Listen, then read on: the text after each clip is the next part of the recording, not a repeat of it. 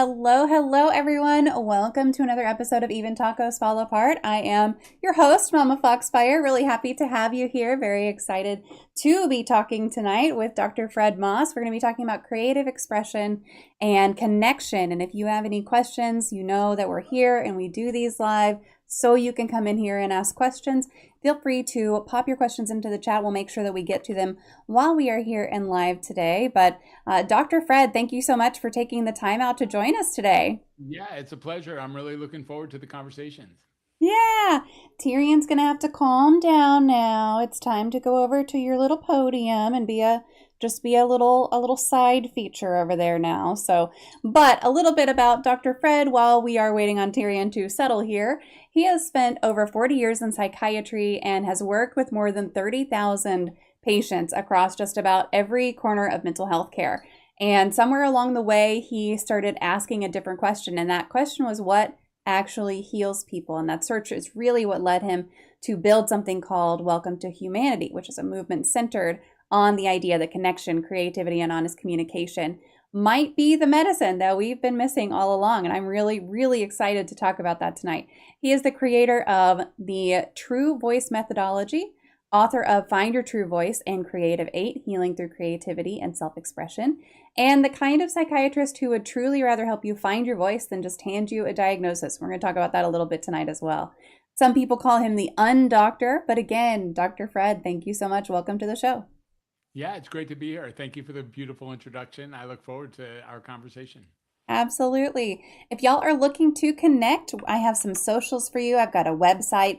As you click through on any of these, make sure that you are liking a post, that you are commenting on a post, that you are reposting another post, and that will get him into your algorithm. And that's really what lets everyone else in your circle know that you've made a new connection, and that'll start getting suggested out to them as well. So just some ways that you can help kind of the creators that come on this show is to do just those few things that are very, very free and very, very easy to do. But like I said, our topic tonight is creative expression and connection. And before we get into that topic, I would love to know just what made you interested in specializing in mental health.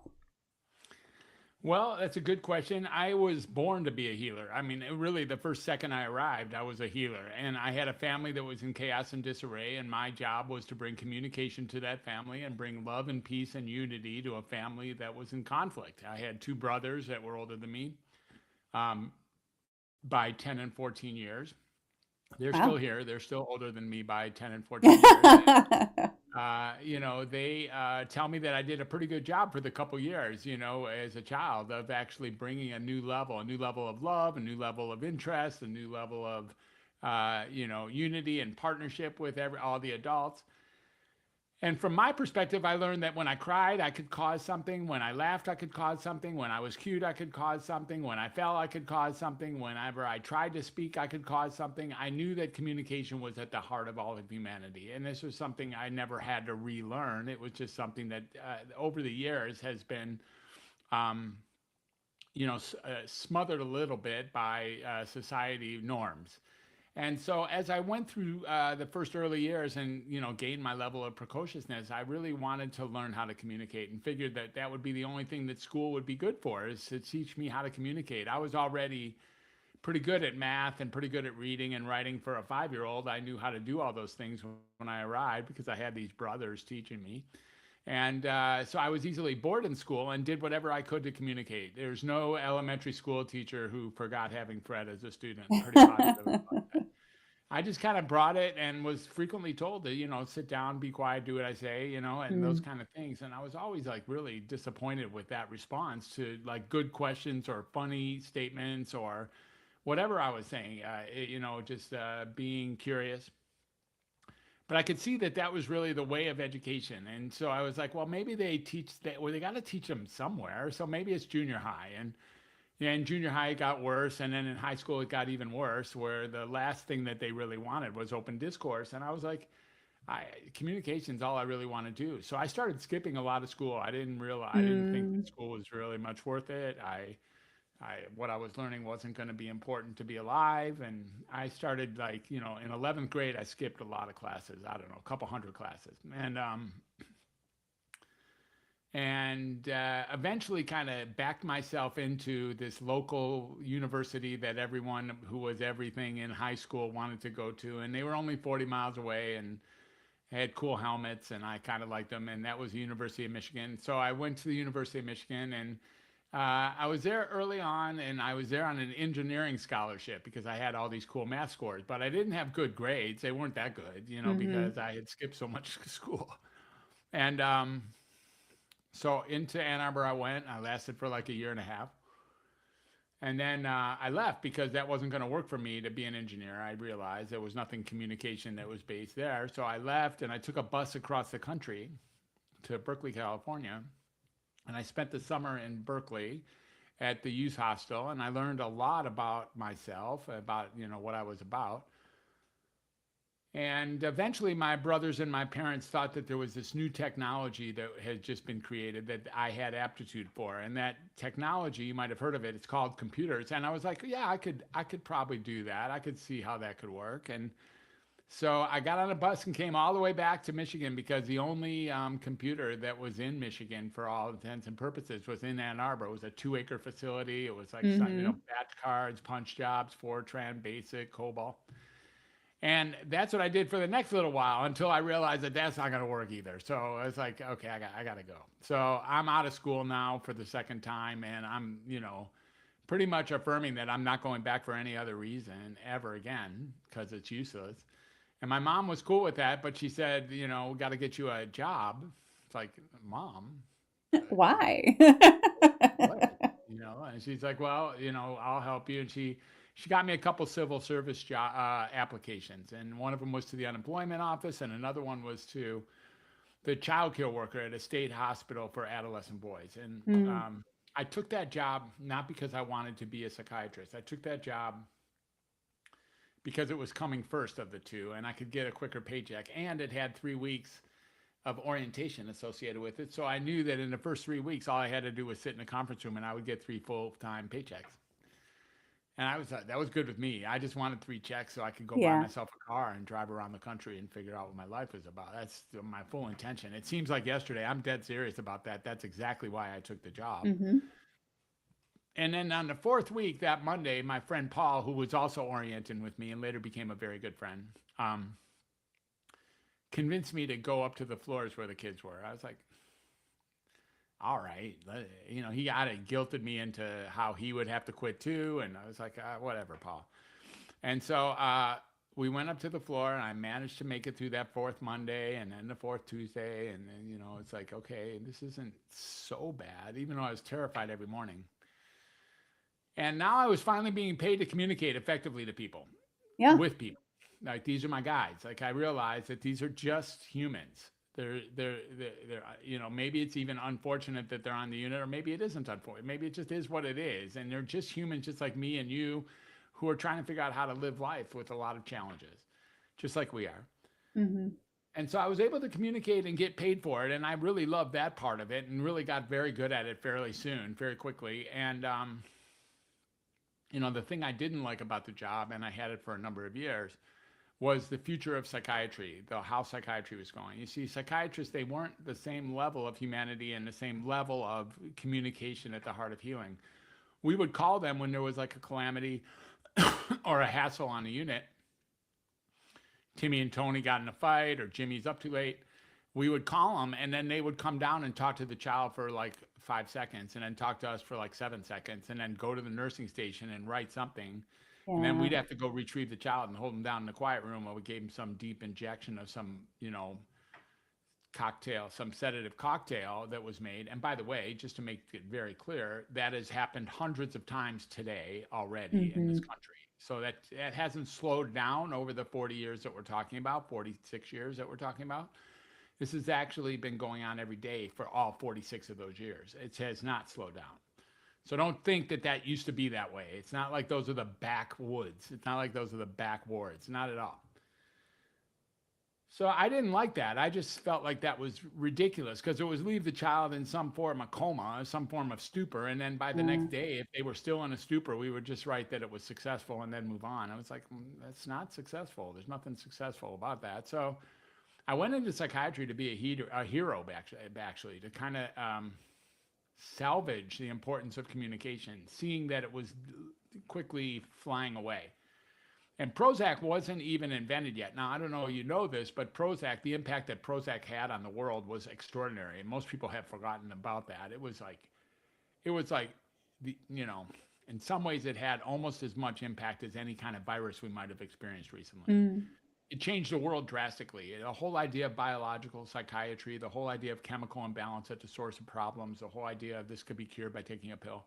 This whole idea of the panacea called Prozac, which was threatening to come put into the water systems of New York and LA and big cities in the country, because it was thought to be a panacea, was a freak of nature. That really just altered the whole paradigm of what psychiatry ever was before then, when it used to sort of almost sometimes be about communication. It now no longer needed to be.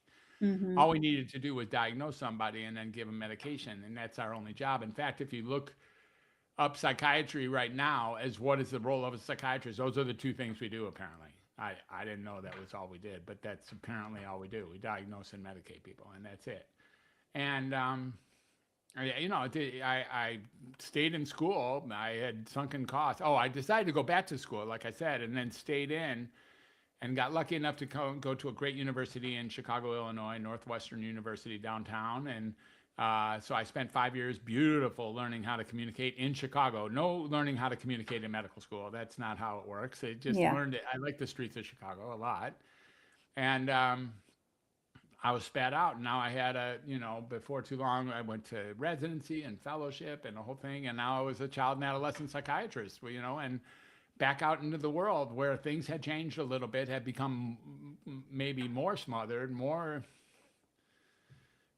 diffused, I suppose. And so I was like, well, I'll try to do this, I'll hide behind trees and run around and just, like do what they say, but hate doing it, because I never Mm-hmm. really thought medications or diagnoses were very helpful for anyone at all. In fact, I really don't think that. I think that they might be pretty harmful, both of them, in many cases. And so I did what I could, living a duplicitous life for the first half of my career. Like pretty much every day I'd do shit that I just really knew was wrong. And I Yeah. really knew it was not the best choice. But it's what the industry wanted from me, and I found myself sort of buckling and doing it anyways, sort of resentfully. And that happened until about 2006. So we're talking about 15 years. For the most part, I had a very, very, very busy practice, second biggest practice in Cincinnati, Ohio, and thousands of patients. That was essentially my thought about job. Every so often I'd be able to inject communication, but it was a much rarer truth than someone who was coming in wanting to be diagnosed and wanting to be medicated. Yeah. 2006, I did something. I started doing something that most people called radical, but I didn't see anything radical about it, and that was to take people who are agreeable and mild or moderate cases to come off their medicine altogether. Like, just let's see what happens when you come off your medicine. And we took a bunch of people off their medicine, and reliably they got better, way better, predictably and profoundly better. And in most cases, they lost their diagnosis altogether, the thing they thought they had before they came and got their medicine. And so I got to see that the medicines were actually perpetuating those conditions, and in some frequent ways was actually causing the circumstances they were marketed to treat. Mm. Now, this is quite a finding, of course. And at that point, when I was like learning that every day after day after day, realizing that nobody does this, nobody takes off a bunch of people off their medicine. And so they wouldn't know that that's what happens. I wanted to scream that from the mountaintops. I wanted to tell everybody, all the moms and all the kids and all the friends and all my colleagues and all the patients. But I probably would have been violent had I done it, at least in my Mm. screaming. Like, I would have been really anti something. And I just thought, I don't need to be anti something, because it doesn't land. When you're really violent and you're speaking, even if you're truthful, it doesn't land very well. So I was learning that I had to chill this down a little bit. And I started looking at, well, what is the real issue here? Because it's not medicine. Medicine doesn't do anything. It just it's Mm-hmm. like nothing. It's an inert substance. It doesn't. You can't be mad at an inert substance. It's like, what is that?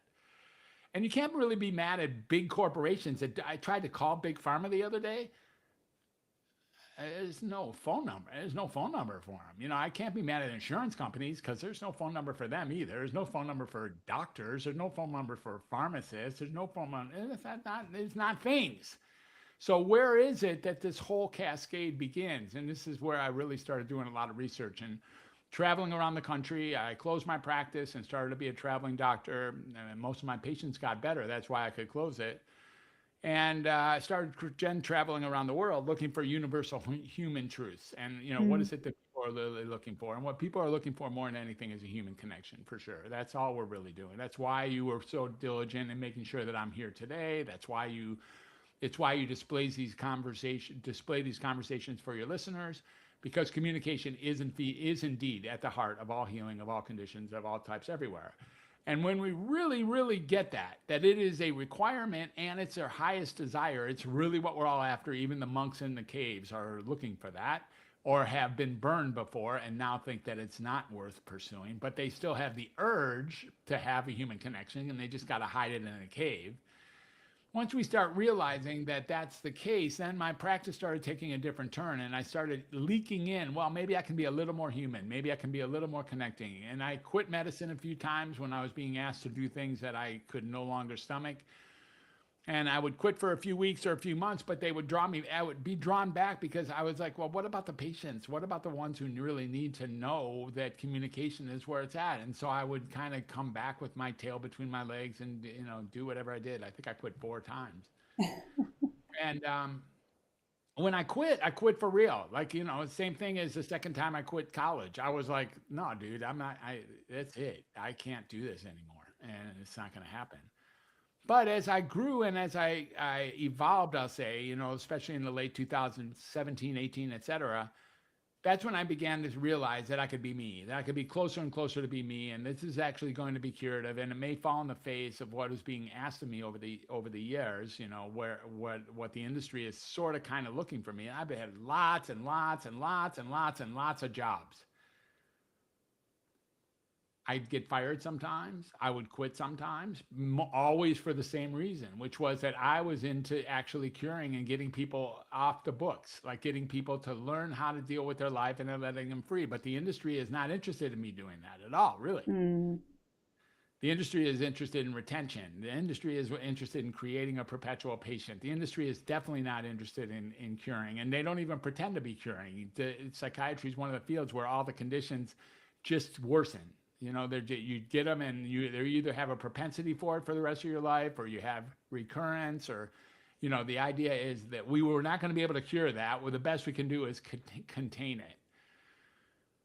And that isn't the case at all, as it turns out. That's not the case. I mean, if you really want to step away from the conventional way of doing things, you can cure, you can heal that which you thought was a permanent psychiatric condition. It's not. It's just not. There's no such thing as a chemical imbalance that's causing it, and there's no such thing as biological psychiatry that's going to cure it. That's not how it's going to work. How it's going to work is through a human connection and coming to grips with you are not your circumstances. You're not your feelings. You're not your thoughts. You're not your emotions. You're not your sensations. You're not any of those things. You carry them, but you don't have to respond to the world in a certain way. You're not forced to respond to the world depressed, anxious, afraid. By the way, there are literally hundreds, if not thousands, of reasons to be severely depressed. There is thousands of reasons to be anxious. How long would it take us to find 100 reasons to be afraid? I don't know, 3 minutes? So it's not like the circumstances can't launch you into those human experiences. But on any given second of life, you have an opportunity to do, say, or be someone different than what you've been up until now. That's just the truth of life. On Mm-hmm. any given second, you can do, say, or be someone different than you were up until now. We are not a slave to the past that brought us to now. Now, if we keep doing the same thing, we can pretend that we're slaves. Well, I don't know. I just have a history of stepping on your toe. Sorry. I just have a history of, drinking a bottle of gin. Sorry. I just have a history of turning into being a jerk. Okay, sorry.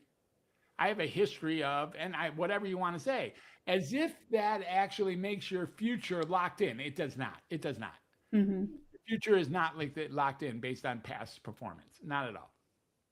Yeah. So that's where Welcome to Humanity got its roots, is the idea of, all these conditions, including the very uncomfortable ones, including the ones that are really disturbing, and including the ones that are miserable, maybe even intolerable.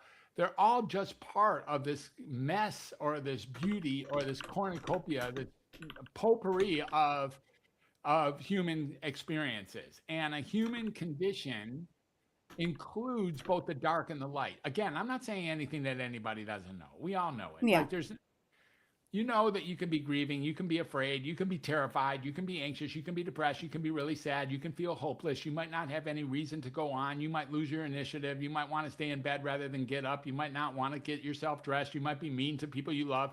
All that stuff can happen. In fact, all that stuff does happen. Mm-hmm. But if you walk into an emergency room or you bring up some certain things to a doctor, to a psychiatrist, there's going to be a diagnosis thrown on you. And when you get that, you're going to get a treatment whose sole objective is to keep you as a patient. Mm. Give you the impression that it's helping you. That's true. It might, and we can talk about that as well. An impression that the treatment or the medications or the diagnosis are for your own good. But in real life, those things are not the highest level of influence. They're not the highest level of intervention. What if none of those conditions are permanent? None of them, I mean none of them, by the way. I truly mean none of them. Yeah, what about schizophrenia? I'm serious, none of them. Now, when you start having schizophrenia and you then start taking those medicines that actually cause schizophrenia, you're going to have schizophrenia. Mm. So once someone drops that label on you and says, okay, now you got to start taking Seroquel, you got to start taking Zyprexa, you got to start taking Risperdal, you got to start taking, I don't know, Abilify or Geodon or Clozapine or whatever. Well, what if those medications actually cause the psychosis that they're treating? Mm. What if that's the case? And if it is the case, that's like, how are you going to get out of that cycle? Yeah. Especially if they make it really difficult to drop off these medicines. It's now become harder and harder to actually lose the medicine. So people are stuck to those things and they have violent physiological responses to tapering or discontinuation. So it makes it very difficult to even have this conversation rather than letting people just go and just realize you can't cure everyone. And they may not even know that they're worse off than the best case scenario. They may think that because so these medicines, they cause the inability to experience some of the things that I just talked about. They don't actually, there's no line, there's no fear line, anxiety line, depression line. There is none of that. It's never been proven. It's never even been suggested in any bona fide studies. It's just not Mm. really real. So instead of that, we start thinking that, like, let's say you had a mosquito bite on your elbow. And it really got troubling. Like within a week or two, it's all you could kind of think. You just itch that thing all day. Just hated it. I couldn't barely think of other things. You're like, Dr. Fred, I need a referral. I got a mosquito bite on my elbow. I'm like, you're lucky. I got somebody who lives in Dallas who's got got right out there off of DFW, and you can go over to his place and he'll take care of you. Just tell him I sent you. And you're like, okay, cool. That's great. Yeah, he's a specialist, 100% cure rate. You're like, okay, that's amazing. Let's go.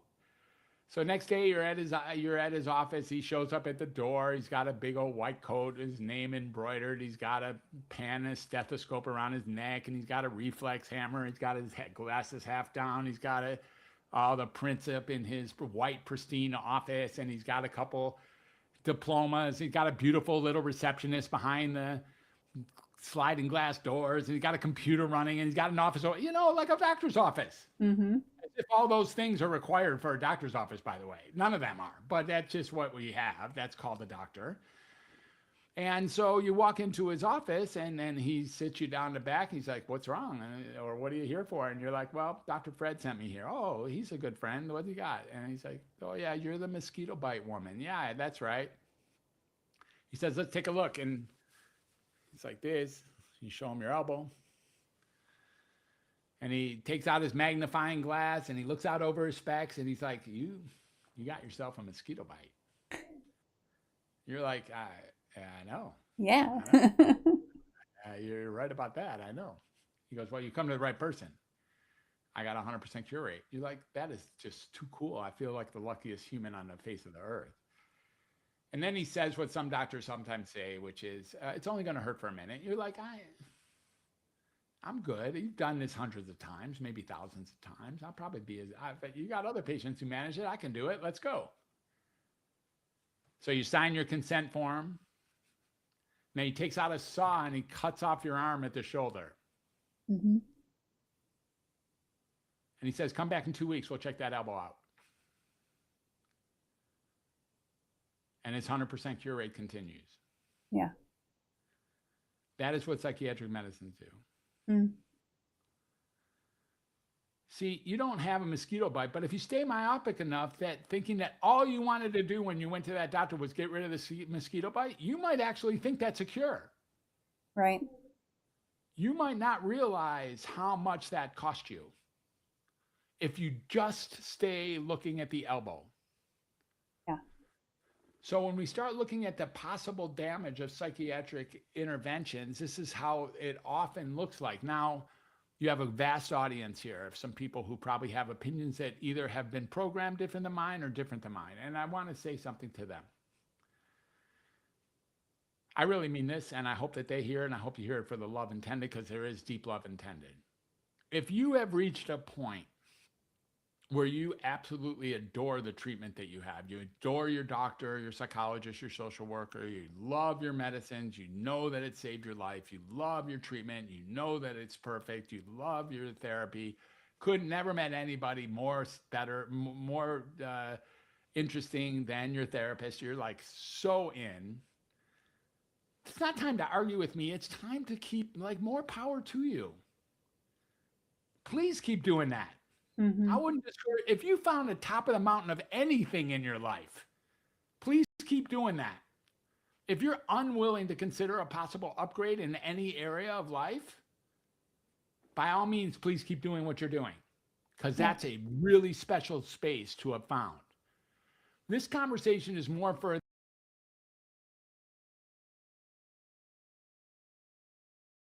Uh-oh. I think we may have lost audio. Okay. Can you hear me still? Okay. Can you just hit refresh on your browser? It'll disconnect and you'll pop right back in.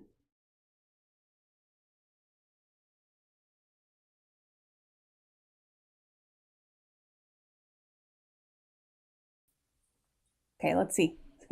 Hopefully that works. Yeah, okay. Okay, there we go. Yeah, yeah. Oh, okay. I can't change echo cancellation. It was on before, but it's not on now. I can't do it while we're talking. So hopefully I'm not echoing. If I am, then we'd have to stop and restart. Anyway, yeah, so this is for the tens of millions or 100 millions of people who have been skeptical or concerned about the way psychiatry has dealt with themselves or the loved ones over the time. And that's where this conversation comes clear, where, you know, humanity, connection, creativity, compassion, you know, love, authenticity, genuine, you know, being genuine, being honest, being reasonable, listening, being curious, being wondrous. These things, they work. I didn't make them up. I didn't make them up. And it's not like you don't have access to them, even if you've been depressed. There's lots of reasons to be depressed. I really mean it. And I'm not saying you shouldn't be depressed by those things. Mm-hmm. I'm not. What I am saying is depression doesn't own you. You can be depressed by certain things and not even act. You can be depressed and still be functional. You can be really sad, really scared. I don't know about you, but I wake up scared and sad frequently. Like profoundly scared and profoundly sad, like very uncomfortable. And I have to find a way to get my wheels turning to get up out of bed. I have to find a purpose. Otherwise, dude, this is hell in a handbasket. I don't got time for this. I'm not hanging on for the end of the world. I don't want to do that either. Yeah. So I know how scary. I am not diminishing the impact of loss or the impact of terror or the impact of being nervous or the impact of eating or drinking or exposing ourselves to certain toxicities and then having those impacts actually affect us. It's not like get over it. It's not like pick yourself up. It's like getting that in all of those conditions, you still have an opportunity at every given second to do something you've never done before. I really, no doubt, you can do something different than choosing to back up into feeling completely paralyzed by some sort of psychiatric condition. Hmm. And we start realizing that these conditions, there's nothing stable about them. There's nothing even real about them. If you come into my office and I give you a condition, you could go next door and get a entirely new condition saying the same exact thing as them. There's no steadiness to it. And if you also have a condition in Arkansas, let's say, some psychiatric disorder, and you move to, like, I don't know, Lisbon, or you move to Auckland or Reykjavik or Singapore, if you move there, okay, you probably don't even have that condition anymore. Mm. The clinicians there won't even respect that that's what they might even think you got some gift instead of a condition. They might actually put you in the government or put you in a high position. This is really true. This really does happen. Hmm. So, these conditions, if you have a broken arm and you go to Singapore, you got a broken arm still. Yeah. If you go to Reykjavik, still got a broken arm. You still go to Auckland, yeah. Still, you Lisbon, yeah. You got a broken arm. Not true of psychiatry at all. Mm. Psychiatry is a very floating, nebulous concept that doesn't really get people better. If you haven't noticed, it's not like people have gotten mentally healthier as a result of psychiatric medications. I haven't noticed the world getting healthier. Have you? I just don't really see it. And so can you love your medicines? And you can absolutely love your medicines if you want. It's completely up to you. After all, Yeah. Mosquito bite on your elbow. Got to get rid of it. Let's go. Right. No, I mean, I think that there's a lot to definitely unpack. I am hearing an echo for sure out of that. Let me just. So the way to do it would have to be for me to leave altogether and then come back into the waiting room, which I'd be glad to do. I think I can actually just stop the recording and then you can change it. Let me try that. Yeah. Let's see that. Because I don't think that'll close the studio, and it's still live. Like they can still see. Yeah. You can still see, but you should be able to change it. If you can't change it now, then we can. Just change it. Okay, let's see. I just changed it. It's not there anymore. Okay, all right, cool. Let me hit start again on this real quick. Yeah, I actually reached out to Riverside about this issue that I've been having because sometimes 30 to 40 minutes into a recording, the guest's audio just disappears and they're like, we'll just have them hit refresh on the browser. I'm like, but then they can't change anything with their audio. Okay, yeah. Come on. So yeah. I'll have to point it back out to them again. It happened last week. Now it's happened this week. So I'll reach back out to them again and say, look, it's still an issue. But yeah, so I mean, I there's so much to unpack in everything that you just said. And the original question was just, what made you become interested in specializing in mental health? And so I feel like with you having kind of known that you were brought into the world to be a healer, that's a gift that you were given from a very young age to have that awareness of, I recognize these things. And you're right, schools really don't support learning communication and learning really even the options that there are out there for, if you're interested in being a better communicator, here's some job things. They're just like, no. Here's what we're here to teach you. Here's the curriculum. Have a good day. Yeah, thank you. Exactly. Yeah. Do you have a true crime story that fascinates you? A what? A true crime story? A true time? Is that what true crime? Like anything having to do with I used to ask if it was a serial killer fascination or anything like that, but yeah. Yeah, I saw. Okay, so I suppose when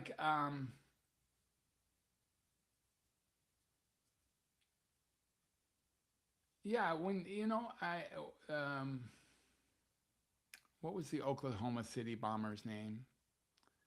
Or the Unabomber, those guys. I think that those are really interesting cases. I do think that serial killers are really interesting cases. I Mm-hmm. think, who wasn't fascinated with the O.J. Simpson's case after Yeah, all? very I public. was caught up on that and really, really watched that so closely. But there's so many crimes going on all the time. Like war crimes are Yeah. happening in several different centers of the world now. Whether it's Ukraine and Russia, or Israel, Palestine, or Iran, Israel, Iran, U.S., whatever. There's so many that are going on that are truly criminal as well. So Mm-hmm. this urge to hurt or steal or maim or yeah, lie or cheat or kill, they live inside of this human condition. Like Mm-hmm. the reason we're disgusted about it is because we actually, believe it or not, understand it. We see what a leak in our little dark side could create. We're really in some ways resonating with the dark side of humanity. And it isn't Mm-hmm. like I'm saying that when you read about the Epstein files, you become a pedophile. I'm not saying that. I'm saying that you actually have something in you that gets what that's about a little bit, even Mm. if you're sheerly disgusted. So that's the thing that I'm really most interested in, is this idea that when crime is committed, we all get it. Like we all get, Mm. including the victim. Like we all get it. And I think that's the most interesting part of really dark crime. Yeah. Yeah. I want to go back to something that you said earlier about just challenging the labels we put on mental illness, because I Right. know that a lot of people, especially right now, are either self diagnosing or they're seeking out a specific diagnosis because they heard about it. It's very, oh, so and so has it. I think I have it too, kind of that kind of thing. But a lot of people can find those diagnoses really validating. They're like, okay, this finally explains something that I've been Sure. experiencing for years, decades, whatever. So Right.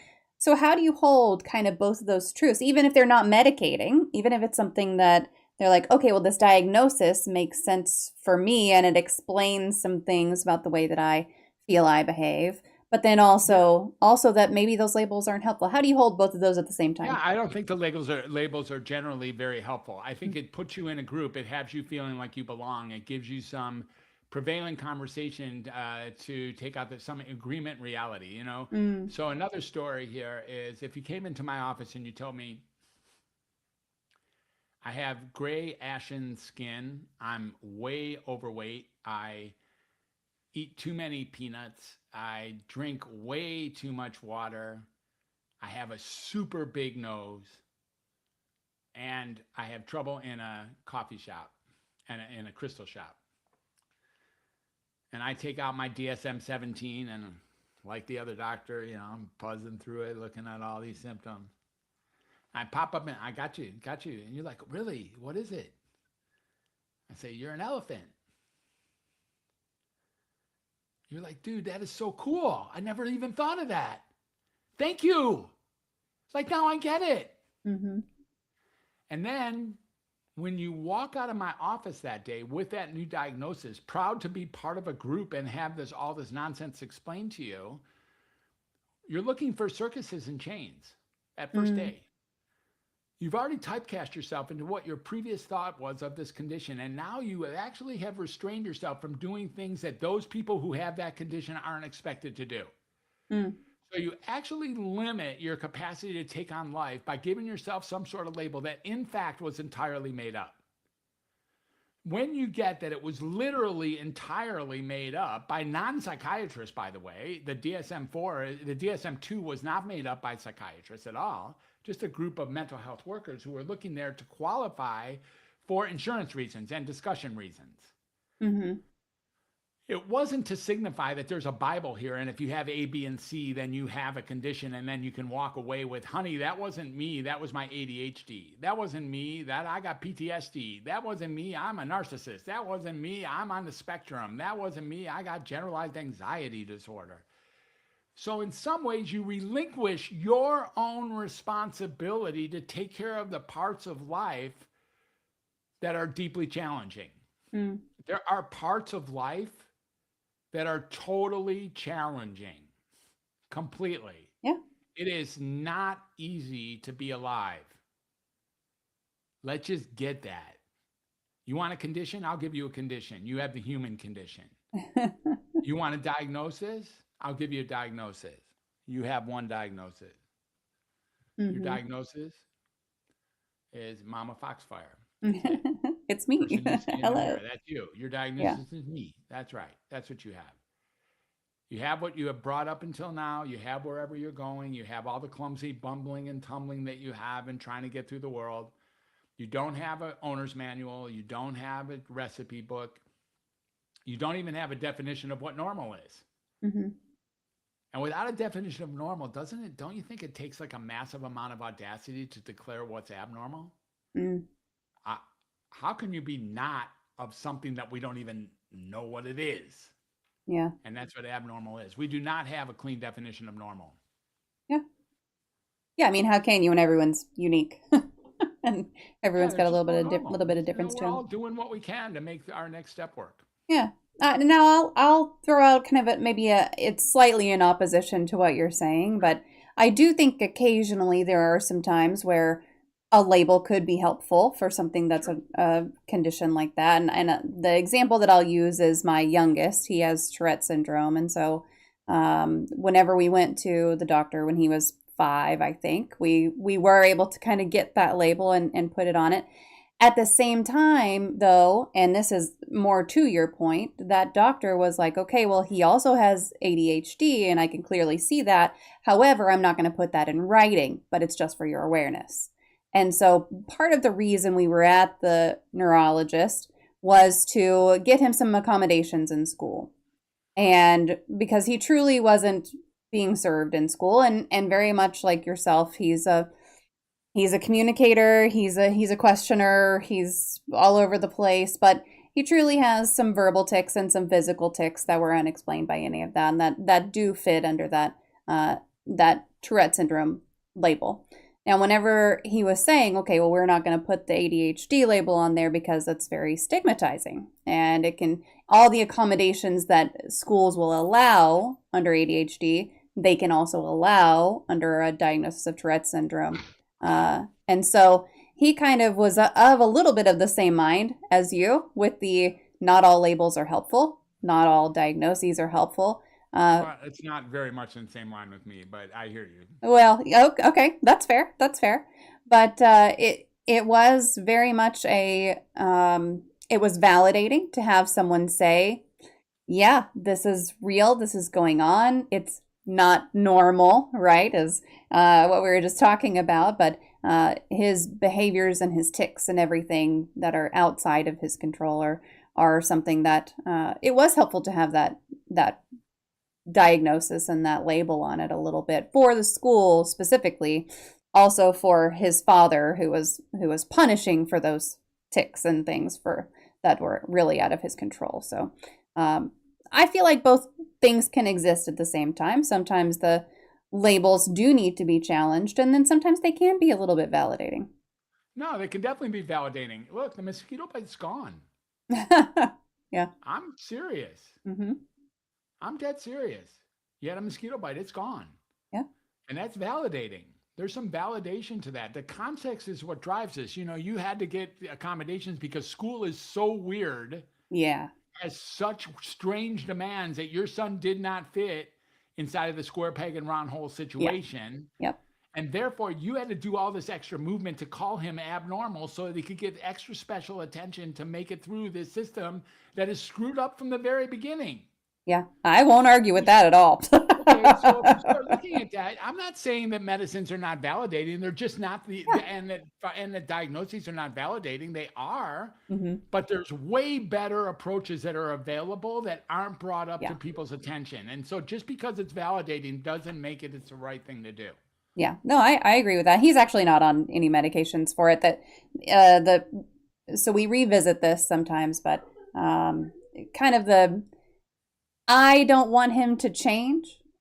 I don't want him to change the way that he expresses himself and the risk of taking some of the medications that they do prescribe for Tourette syndrome, as his neurologist was explaining it, is that it's a huge personality change generally for kids who are going through that. And so it can kind of zombify them out a little bit. And I was like, that's the opposite of what I want. I want him to be his normal boisterous goofy self. So I don't want to change that. So unless he starts, at the time he was like, unless he starts harming himself with some of his ticks, as far as like getting, cricks in his neck from not being able to lift his neck or whatever with some of them. But he was of the opinion that you only medicate if it's physically necessary. So we haven't medicated with him, but Good. That's good. now you have a part of that you talk about in some of your bio and on your website that talks about the true voice. So what does the true voice mean? How do you explain that to people? Well, over time we have learned, and we probably started learning that around that kindergarten year, maybe slightly earlier for some of us. We have learned that we are not to be ourselves. We're to Mm, pretend to be somebody else in order to protect the person that we really are. And we're trained to do that. We're programmed to do that. Become somebody else, not do what you want to do, not do what you're seeking to do, not take on that which you feel like you're ready to say or do or be. And so we learn how to be somebody else, and we learn how to sit still when we don't want to, or we learn how to not ask questions when we want to, or we learn how to like behave, mhm, or something like that.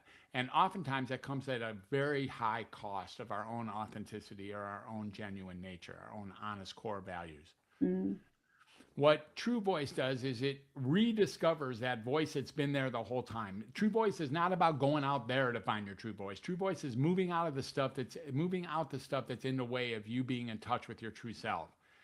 And that true self has been there the whole time. The things that you used to think or believe when you were 2 or 3 that you think and believe as when you're now, that's part of your true self. There is that little girl that you were when you were 2 or 3 that you can relate to because she's you after all. mhm, That part of it is you. That's what I'm talking about as genuine nature, a genuine, authentic true self. So there are ways to kind of just wash those. First of all, acknowledging that there are things in a way. Um, there is a sense that um, a man goes through life in quiet desperation and goes to their grave with their song still in them. It's Henry David Thoreau, and you start really seeing that we don't even speak our own song. We don't even speak our own truths. We find ourselves saying things that, not saying things when we should, or saying things when we shouldn't, or being this kind of person in order to stay in that kind of group or tribe, making sure that we're not thrown off the island, making sure that we're not disregarded or dismissed. That's not true self. mm, That's spending a lot of time smothering your true self so that you can be somebody that you're not. The essence of true self, there's so much freedom in finding our true self. Like, you don't have to remember, you don't have to stumble, you don't have to think, what should I say? That no longer becomes part of it. Who should I be? That's not part of it. All of a sudden you start really being able to act from a sense of a genuine core, of a genuine groundedness. mhm, So the Find Your True Voice book and the True Voice technology inside of the course called the True Voice course is aimed at helping people wash away the things that are in the way of you being your true self. And there's many ways to do it. And the Moss method kind of blends into here. So there's, meditation, sitting still and silent for a while can be very helpful in realizing that you're not your experiences. Being really gracious, like grateful in the morning. I don't wake up any morning without putting my hand on the heart and at least saying 10 things out loud, whispering, that I'm grateful for. And if my wife's sleeping next to me, she's always number one because I hate to wake her up by saying like my cats or something. fair. Well, my cats are number two. My cats are number two. There you go. They're number 2, 3, and 4. But sometimes I use them as number 2. If I've got a big load of 10 coming, then I don't have to swamp my cats as number 2. Yeah, I just have them be 2, 3, and 4, and then I'm on number 5 before I know it. So I Mhm, can do that.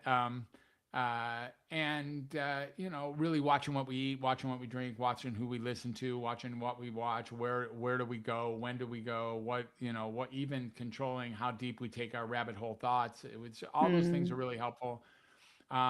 Being creative, or listening authentically, or creating new conversations, or pampering, or sleep hygiene, or spirituality, or being of service, or going out in nature, or having pets, or all of those things are in this Moss method, which are 20 compiled actions. None of them have I made up. I just kind of compiled them that have worked over the years to give us access to being our truest self, our truer self, our truer self. There's nobody you know who's 100% their true self. Everybody has to like put on clothes. Everybody has to like, speak a certain way. Everybody has to, like hold themselves steady or get their haircut or whatever they have to do. They have to do that. And those are not true self things. Those are things to just mold into the world. Not that if you don't cut your hair, you are your true self. I'm not saying that. What I am saying is there's access to a truer self. And so many of us have surrendered such a great piece of our true self in order to function in this crazy world. Yeah. It's interesting. Last week we were talking about somatic expression and just movement. And one of the questions that kind of came up was, when do you just lose the ability to really express yourself through movement? And it was kind of the same age frame between that, like 2, 3, maybe up to 5. You really, really start losing it around your teenage years, 10, 11, 12, kind of that preteen phase. And I definitely agree that the world just kind of expects you to fit into a certain way of being, and you're taught, parents, society, teachers, the community around you, uh, you're kind of just taught how to be, and what's acceptable and what's not acceptable. And it's really interesting that that's come up now twice, 2 weeks in a row. Sometimes when things come up 2 weeks in a row, I'm like, all right, what am I supposed to pay attention to here? Yeah, yeah, that makes sense. Yeah. Yeah, yeah. So there's parts of creative healing that you've talked about that the therapy can't reach. And what are the parts that you feel like the creativity can touch that maybe therapy can't quite touch? And why can't traditional therapy get there? Well, we are really dependent, again, with respect to programming. When we communicate, we think that voice and hearing are the two things that we need to use in Mm, order to communicate. You speak and someone listens and then they process, and but without any rehearsal, they start saying whatever they're saying that they are now responsible for saying on the fly without ever rehearsing. But that becomes them, it becomes who they are. So you got to watch your words very closely, and then you got to pass them over there and have the person who's receiving your words actually process it in a way that's semi-consistent with what it is that you thought we were serving them up in the first place, so that they can respond effectively with the way that they want to speak, and then send it over to you and hoping for God's sake that you can hear something close to what it is that they wanted to say.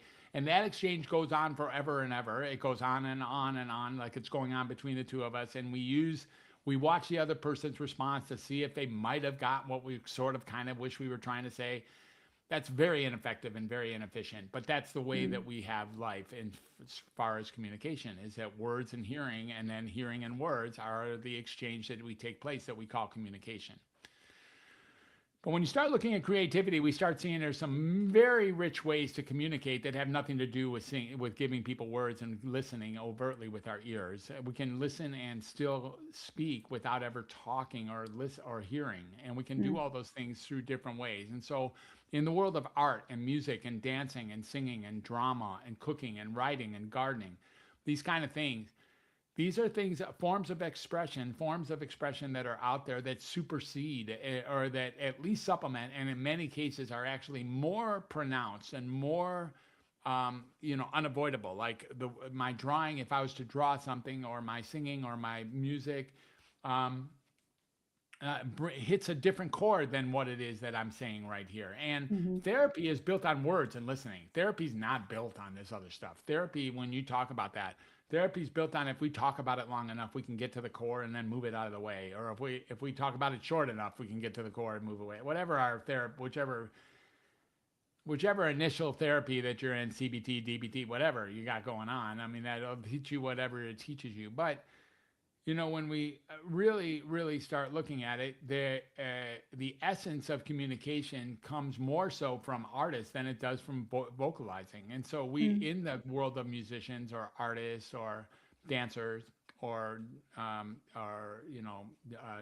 drama experts, actors and actresses and producers and directors and screenwriters and all, there's a level of expression that gets placed there that doesn't really have words associated with it.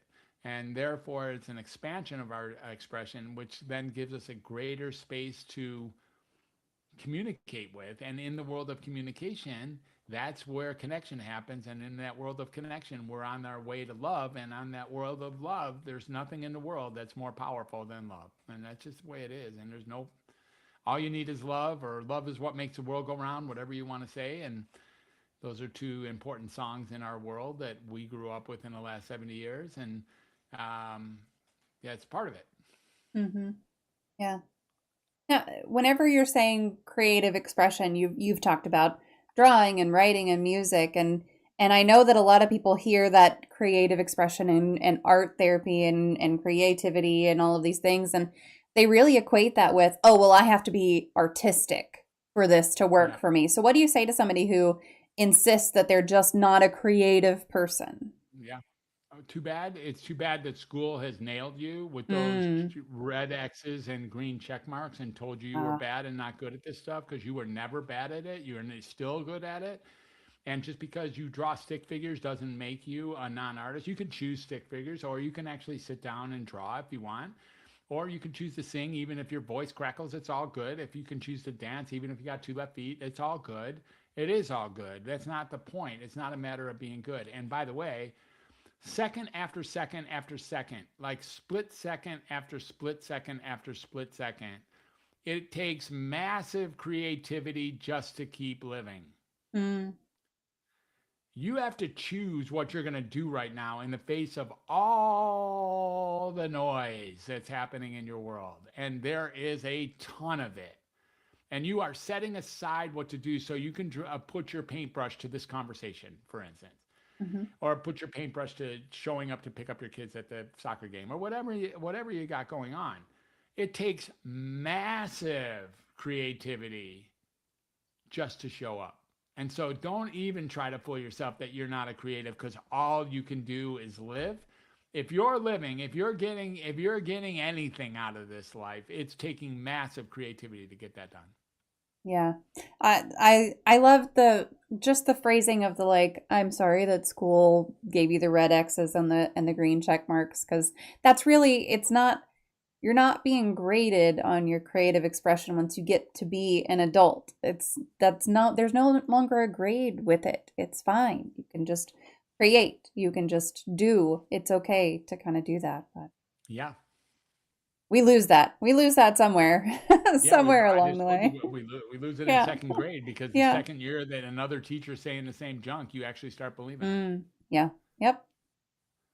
Now we've talked a little bit about creativity. I want to talk about connection as well. And you've said at the beginning that kind of the connection and the communication is the piece that a lot of us have really been missing. And it's a piece that a lot of us really crave, even if we don't recognize it or if we don't give that a name. So I feel like now we also live in a time where people are more connected online than we ever have before. So what part of that is broken right now? People are not being who they really are online. I mean, I don't think I really have to tell you that, or tell Yeah. any of the listeners. I mean, people are showing whatever they want to I show. I set you mean, up for that one. a plate of steak doesn't mean anything at all. Hmm. Nothing means anything. Just smiling with the Eiffel Tower in the background doesn't mean beans. None of that Yeah. means anything. So, on social media, to call that connection, you can only be connected if you're in line with your true self. If you're actually, like a tuning fork that's got mud or cobwebs or rust on it, it doesn't have a pure tone. And so our object is to move that cobwebs, and to move the rust off, to move the mud off, and to get that frequency going as close to the human condition frequency as possible, because then you can connect. So the idea that you can reach out to a skin bag over there and say that you're friends, I get it, except you don't even know. You're not communicating at a true level. You're communicating maybe to get stuff done, or Hmm. maybe to find somebody else who can agree with the nonsense that you actually think is real. And again, it's not everything that you believe is real. It's not like everything that you believe is nonsense if you think it's real. But the truth is we have very little impact. We have very little now. The more and more every single day, I think each one of us is getting pounded in the head that we have no idea what reality is. I think that's just Mm, really happening. But here's the thing: we didn't know what reality it was when we thought we did. yeah. It's not, reality hasn't changed. it's just become more and more aware that we don't know what the hell we're talking about or what we're doing. Right. And we're following people that we're impressed by so that we will not be thrown off the island, so that we will maybe be liked by that cool group. And if you really start looking at that, that's not something that's wrong. I'm not insulting. I don't mean to be insulting. It's really just human nature. And when you can start looking at that and start looking at what if you became really vulnerably true about the dark stuff, about your criminal Mhm. side, about the side that is maybe not pristine, about the side that is having difficulty, that's having trouble tolerating this or that or this. You know, can you communicate about those things? Once you start digging in and communicating about the things that are not only comfortable, but the things that are uncomfortable, that's when you start getting a greater sense of what your true self is. So I'm not buying it for a second that we're more connected because of social media. Yeah. Yeah. I can definitely tell you that just from whenever I started streaming and talking about a lot of the things that I was going to, which is the origin of this whole show, was me just kind of sharing, hey, I'm not having a good time right now in my life. I am going through some shit, and here's what I'm going through. And just kind of starting to be a little more honest. The more honest you can be with people, the more they're going to be like, oh, thank God someone else is talking about it. Exactly. Exactly. And that's the magic of human connection. That moment that you're talking about, that's the one that happens with nursing home clients. That's the one Mm, that happens with prison inmates. That's the one that happens with inpatient units. That's the one that happens with each and every one of us. When you actually yeah. can hear somebody who hasn't been heard for a long time, when actually you can connect, get yourself out of the way and listen to somebody as if they're a human rather than whatever you have now labeled them as, Hmm. it's amazing that healing doesn't just take place over there because they now feel heard for the first time in years. But healing takes place right over here with you too. Like you get to see what human connection is. You get to have that flash of what it is like to actually connect with another human. Yeah. And there's no medicines or diagnoses that can rival that experience. Never. Hmm. Yeah. I mean, but even still, like the social media that I post on Facebook is all pictures of my kids because it's all family that I follow on there, so they all want to see pictures of my kids, and you're just getting that little snapshot of that. I caught up with two of my very best friends this weekend, and we talked about stuff that it wasn't on Facebook anywhere. Because we're getting together and we're having having drinks together and having a meal together, and Yeah. we actually, some of us were painting together, and so it Yeah. was like we were able to just really get a little bit deeper whenever you're going Yeah. deeper than social Exactly. media generally facilitates, I'll say. Exactly. Now, I know a lot of people are on medication right now. They are in therapy right now, and you kind of said earlier you're not saying to stop if it's really, really working for you. So, what can people Right. add to what they're already doing? Human connection, getting honest with yourself, Mm, detoxifying yourself, and getting aligned with what you're really going through rather than what works by you lying to yourself by being someone you're not. So if you really want to do something better, dig in and find out what's really going on there. All that stuff that just feels like mud and muck and sharp rocks, like go get them, learn yeah, them, like go be with them, like go hug them, go embrace them, go honor them, go accept them, go forgive them, go. And that's what people can do better. Now, it turns out that when you're on medicine, there's some deadening qualities to searching that out, mm, unfortunately. Like you may not as motivated and maybe not even as capable because that's what these medicines do. As you mentioned with, um, some of the medicines for ADHD or Tourette's, uh, they what they do they truly cause the chemical. That's why they cause the chemical imbalance they marketed to treat. mm, Of course they do. That's why we take them. We want them to cause a chemical imbalance because we think we're imbalanced and that somehow these medicines are going to be the counterbalance to the imbalance and put us back to normal. So we only take psychiatric medicines because we want to be chemically imbalanced.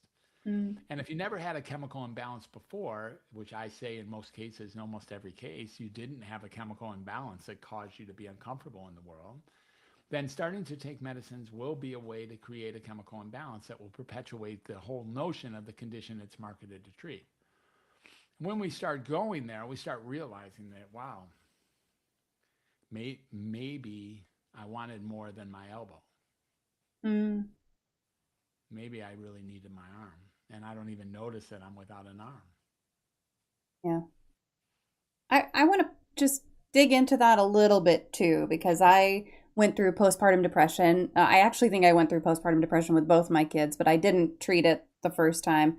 The second time I did, I was working with my OB, and she was like, okay, what you're describing is very serious, and we do need to get you on some medication. And so I did get on an antidepressant, and she was great with checking in with me. And after a few months, she was like, okay, let's see if we can back it off a little bit. And after a few more months, she's like, okay, let's back it off a little bit more. And so it was one of those, in my mind, that indicates there really was some sort of hormonal imbalance, chemical imbalance, something going on, and that the medication helped with that. Now, if I hadn't had a provider who was pushing me to say, like, all right, let's back it off a little bit. How you feeling? Let's back it off. And eventually, just got off of it. I wasn't even on it for a year, I don't think, in that case. Um, you know, is there something going on there where in some cases there is some sort of hormonal imbalance or chemical imbalance the medication could be temporarily helpful for? It can be helpful. They're just about the 15th choice. Yeah. Yeah.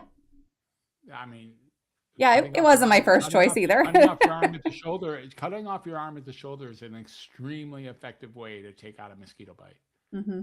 It can definitely. I'm not counting. I'm not telling you it's not helpful. Yeah. I'm just telling you it's the 15th best choice, and we could have got you way better without medications than you got with medicine. Yeah.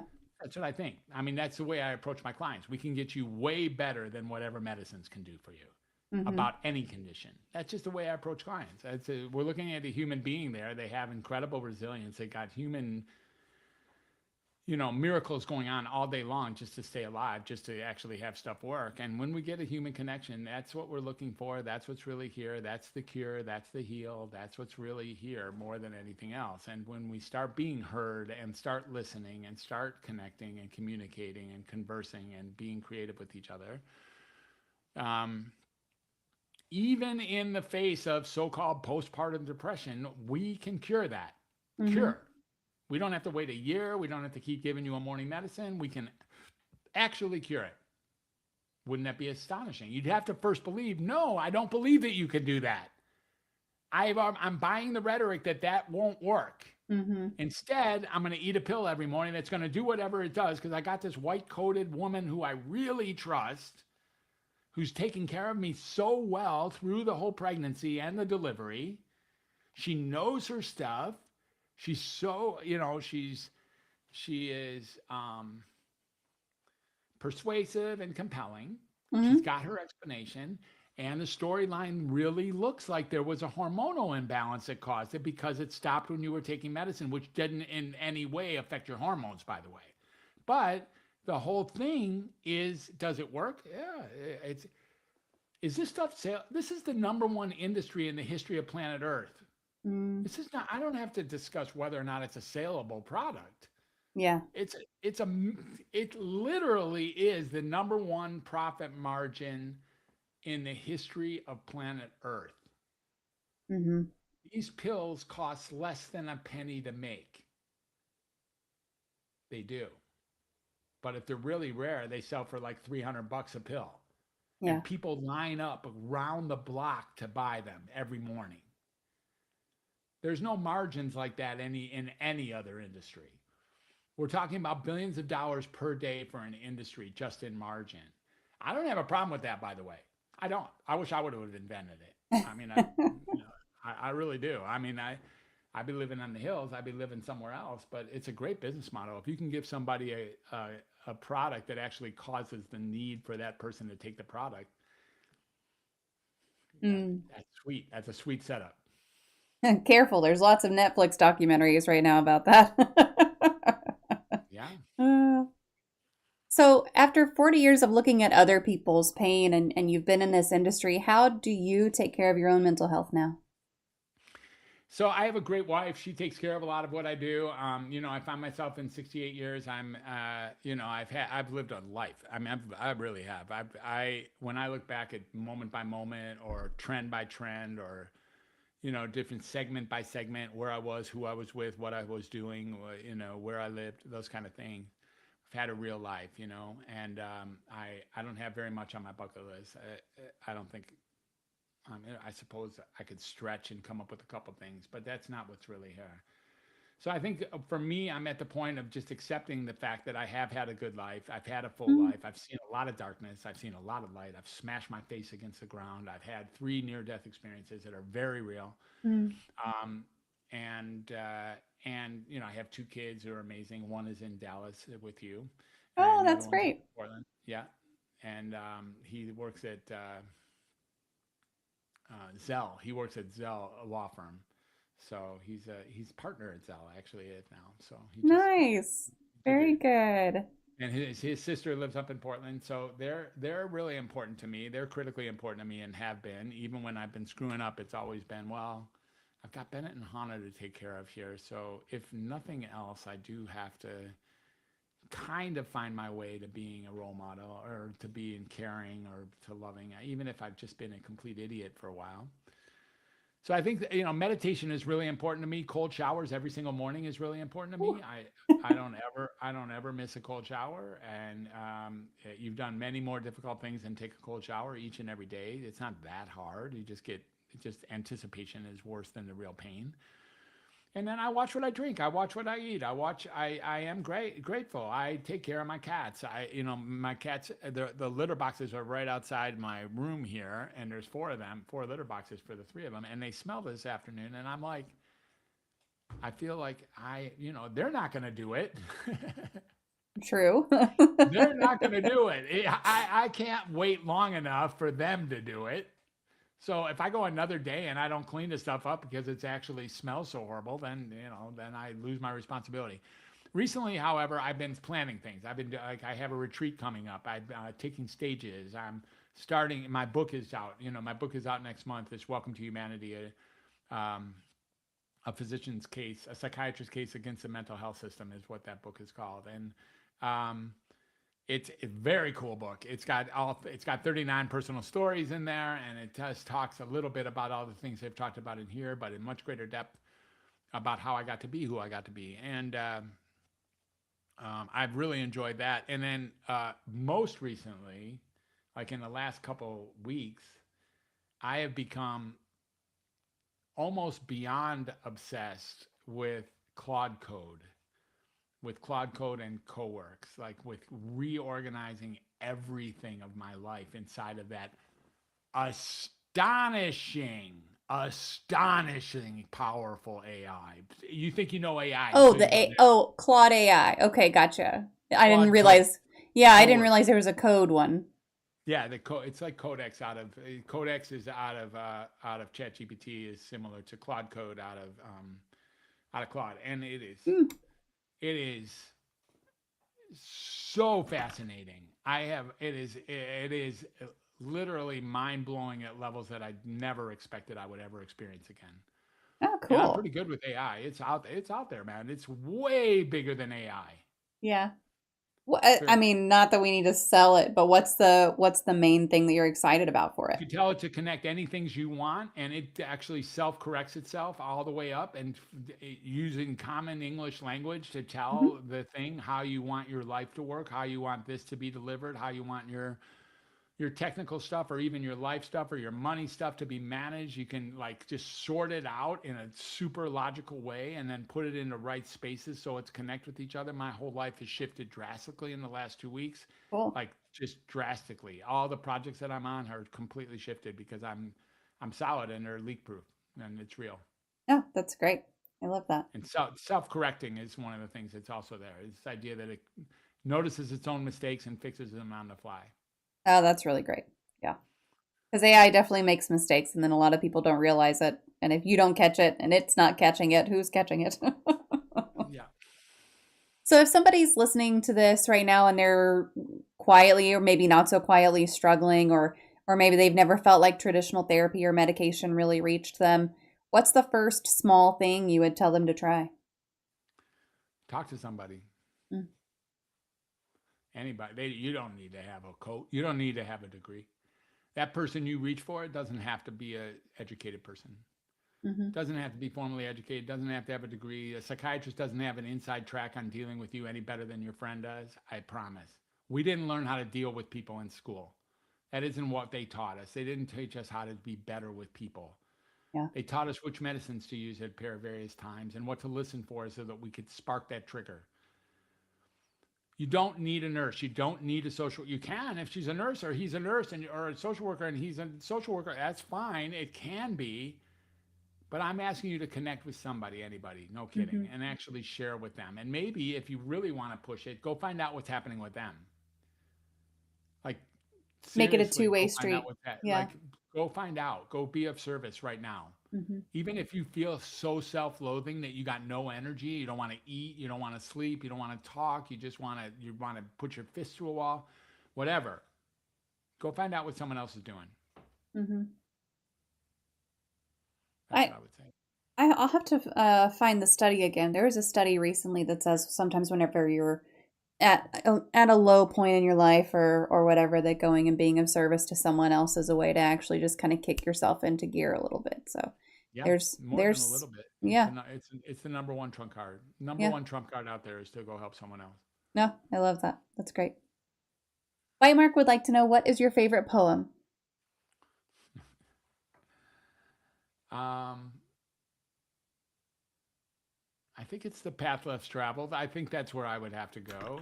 Probably some other people have spoken to that one. I mean, there's some, there's songs out there as well that are poetry.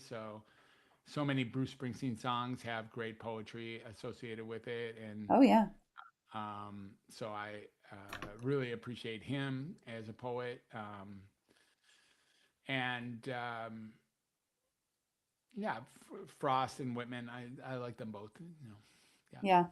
The Road Not Taken is one that comes up quite a bit. It's just so good, and especially in, it's so good. I think in a lot of the conversations and a lot of the topics we cover on the show, it winds up being a good one to kind of lean on. But I feel like not even some songs, I feel like most, I would even say, songs have poetry, are Yeah, poetry. They're that expression. So yeah, I think that's for great. sure. Well, I'm going to grab my magic wand because it is time for the magic moment of the stream. Ooh, is it not going to light up today? Oh, it's lighting up today. Okay, great.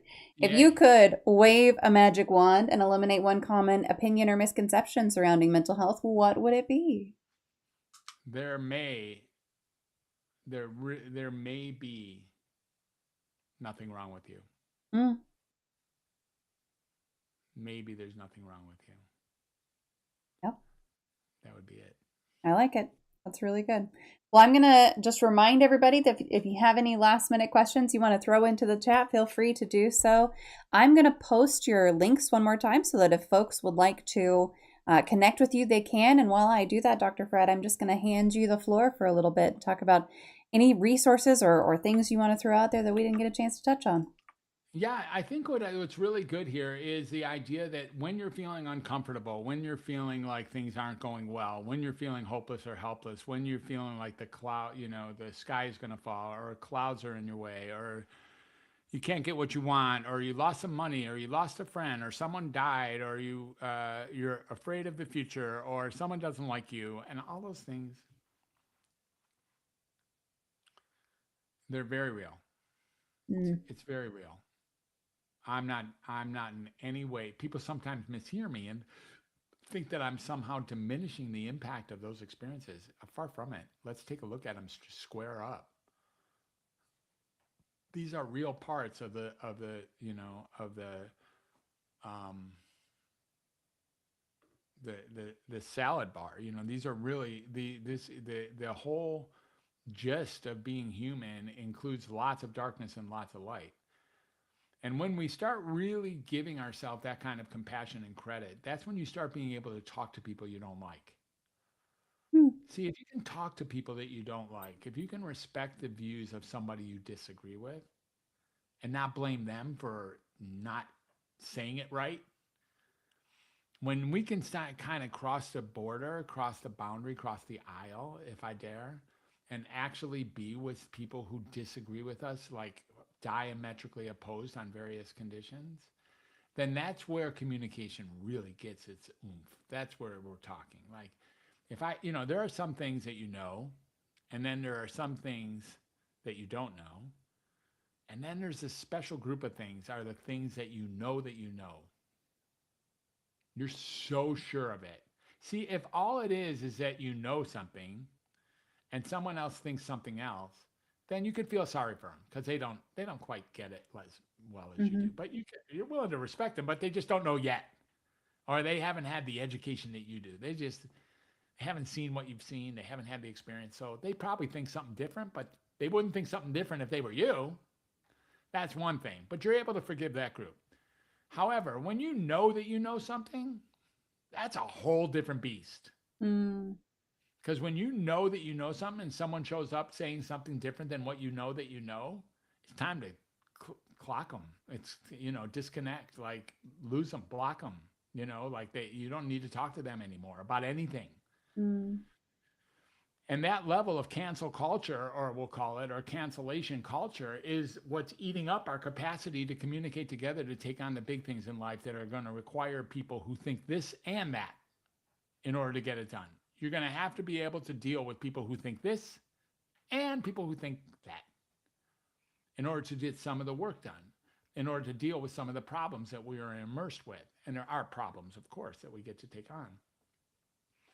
So in the world of coming up the idea that there's nothing wrong with you, like maybe, just maybe, there never has been nothing wrong with you, ever, psychologically for sure, then what becomes available is communication. And when you leave yourself open for communication and give yourself the kind of compassion, freedom, and understanding and acceptance that you deserve for being you and bumbling through life and making it this far for some godforsaken reason, that's when communication can take place. And when communication takes place, I'm telling you, there's no force in nature. There's no force that's ever been described as more powerful than connecting with another human. I love Not that that. hard. Not that hard to be back.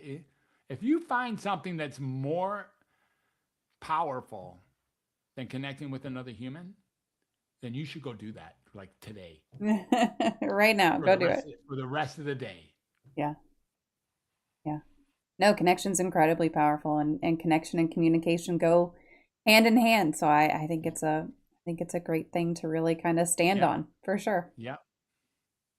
Well, thank you so much for your time today. To everyone who is here with us live, I'm going to disconnect with Dr. Fred behind the scenes in just a moment, but I've got a puzzle for you to work on in the meantime that'll be up on the screen. And I hope you got a lot out of that conversation. Just the reminder that healing doesn't have to start with the prescription. Sometimes it can start with something creative. Sometimes it can start with just reaching out to someone else and having that connection and being brave enough to say something true out loud. But Dr. Fred, thank you so much again just for the work you've dedicated your life to, and for sharing with us and for being who you are and showing up the way that you do. I really appreciate you sharing that with us here.